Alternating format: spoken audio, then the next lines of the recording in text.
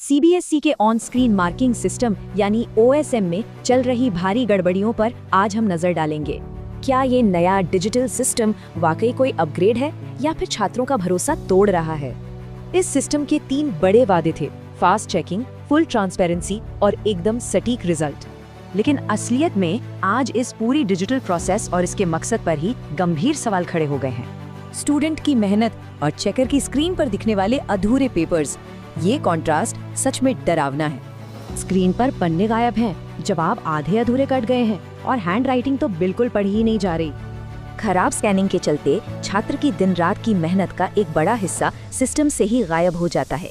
ये सिर्फ कोई टेक्निकल ग्लिच नहीं है, ये सीधे सीधे इंसाफ और निष्पक्षता से जुड़ा एक बहुत बड़ा मुद्दा है।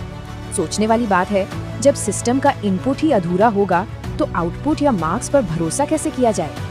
इवैल्यूएटर्स तो सिर्फ वही चेक करेंगे ना जो स्क्रीन पे दिखेगा, और वही अधूरा डेटा फाइनल रिजल्ट बन जाता है। और सबसे दुखद बात, यही गड़बड़ डिजिटल मार्क्स आखिर में एक छात्र के पूरे भविष्य का फैसला कर देते हैं। इतनी शिकायतों के बावजूद भी प्रशासन का वही रटा रटाया जवाब आता है कि प्रक्रिया की समीक्षा हो रही है। जाहिर है, इस गोलमोल जवाब से किसी असली या तुरंत समाधान की कोई गारंटी नहीं मिलती। देखिए, डिजिटल सिस्टम का आइडिया बिल्कुल गलत नहीं है, लेकिन इसका मौजूदा एग्जीक्यूशन पूरी तरह से फेल हो रहा है।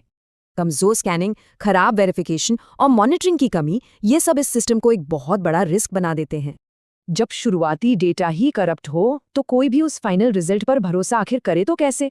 आज सबसे बड़ी जरूरत यही है कि आंसर शीट का हर एक पन्ना साफ दिखे और उसका एकदम सही मूल्यांकन हो। किसी मशीन या सिस्टम की गलती के चलते किसी भी छात्र की दिन रात की मेहनत बेकार नहीं जानी चाहिए। आखिर में ये समझना जरूरी है कि ये संकट सिर्फ परीक्षा के मार्क्स या ग्रेड्स तक सीमित बिल्कुल नहीं है।